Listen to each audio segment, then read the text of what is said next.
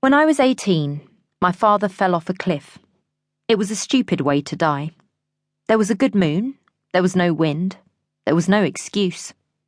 He was pissing into the chine at Brock Tor on his way home from the pub and fell headlong drunk into the spring tide with his flies open.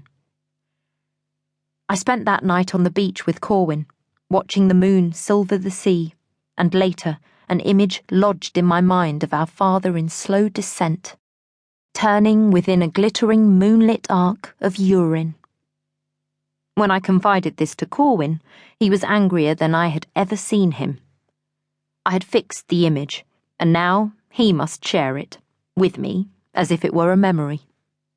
He hit me, which was fair, I thought, a backhanded swipe across the mouth that drew blood. I was so upset that I ran to the cabin and lay there all night, half awake. At dawn, Corwin came and crawled into the bunk with me to kiss my swollen lip and say sorry. He was more generous then. Of course, boys had been pissing into the chine for all time, atavistic squirts against the terrible indifference of the North Atlantic. But my father was not a boy. He was 44, and it was almost 10 years before I was able to forgive him the vulgarity of his death. When finally I did so, I found that the imaginary falling man was more real to me than my memories of the living John Venton, and that all that remained of my sense of him was the residue of my embarrassment.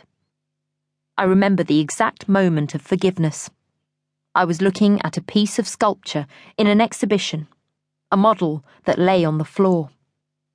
It was the perfect reproduction of a man's corpse, but reduced to the size of a large doll.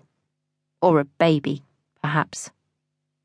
It was agonizingly tender, and when I saw the title, Dead Dad, I felt an emotion so violent and so unexpected that it took me some moments to identify what it might be.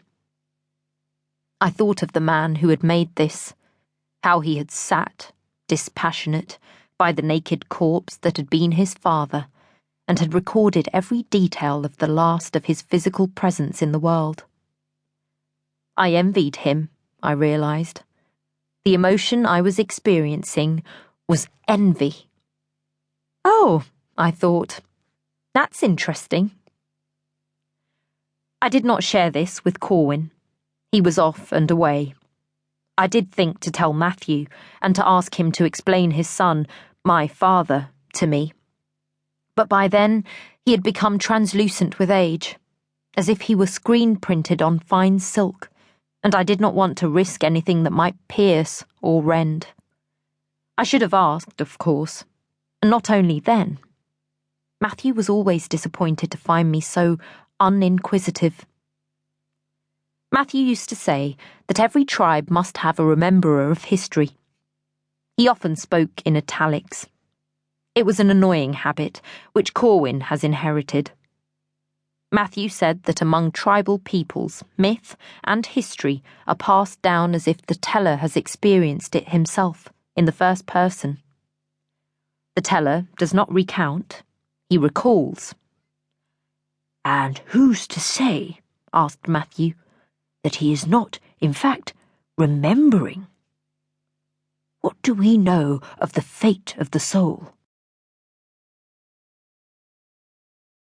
Here I sit, with Matthew's map. The whole story is contained within it, or, should I say, trapped within it. When he was dying, and we began, too late, to decode the map, I understood him better. Matthew remembered on our behalf, and he imagined on our behalf, and he perceived that remembering and imagining share agency. Any story, whether or not rooted in fact, may unleash any number of real events, and vice versa.